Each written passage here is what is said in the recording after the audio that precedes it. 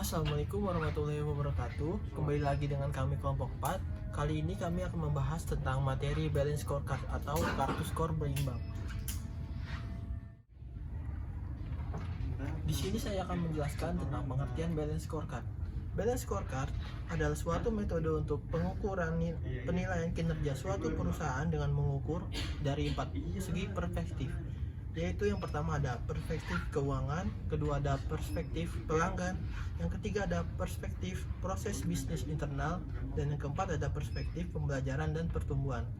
Pada awalnya balance scorecard ini digunakan untuk memperbaiki sistem pengukuran kinerja eksekutif. Oke, selanjutnya sini saya akan menjelaskan perspektif balance scorecard. Yang pertama ada perspektif keuangan, yang mana perspektif keuangan merupakan perspektif yang tidak dapat diabaikan.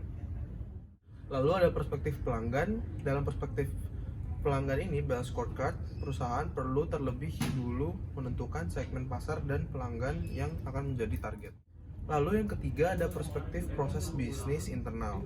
Proses bisnis internal menampilkan proses kritis yang memungkinkan unit bisnis untuk memberi value proposition yang mampu menarik dan mempertahankan pelanggannya di segmen pasar yang diinginkan dan memuaskan para pemegang saham. Nah, yang terakhir ada perspektif pembelajaran dan pertumbuhan, yaitu menyediakan infrastruktur bagi tercapainya ketiga perspektif sebelumnya serta untuk menghasilkan pertumbuhan dan perbaikan jangka panjang. Selanjutnya, ada tujuan dan manfaat dari balance scorecard atau BSC. Pada awalnya, BSC hanya digunakan untuk menangani sistem pengukuran keuangan. Selanjutnya, fungsi dari BSC meluas dan digunakan untuk mengukur 4 perspektif, antara lain keuangan, pelanggan, proses, bisnis internal, serta pembelajaran dan pertumbuhan. Lebih jauh lagi, balance scorecard memiliki manfaat sebagai berikut. Yang pertama, sebagai alat ukur perusahaan apakah visi dan misi yang dijalankan telah tercapai.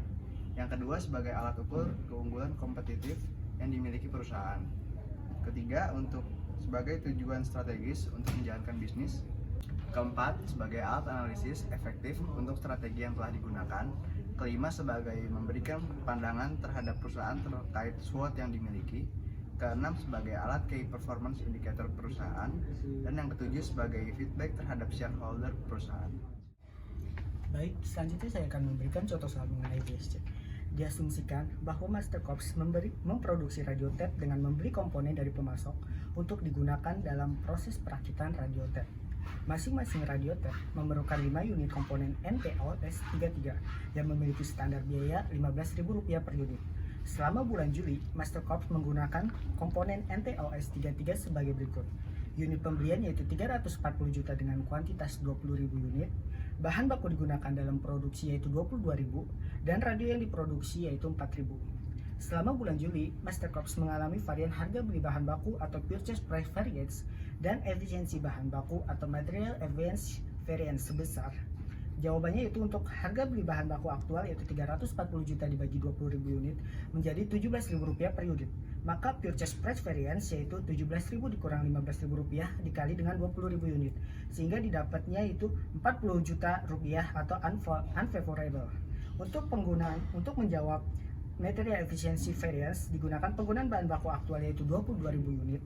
Penggunaan bahan baku standar yaitu 4.000 dikali 5 unit sama dengan 20.000 unit. Material efficiency effects yaitu 15.000 dikali 22.000 dikurang 20.000 unit sehingga 15.000 dikali 2.000 unit menghasilkan 30 juta yaitu unfavorable. Yang penjelasan mengenai BSC dari kelompok kami, kurang lebihnya kami mohon maaf. Wassalamualaikum warahmatullahi wabarakatuh.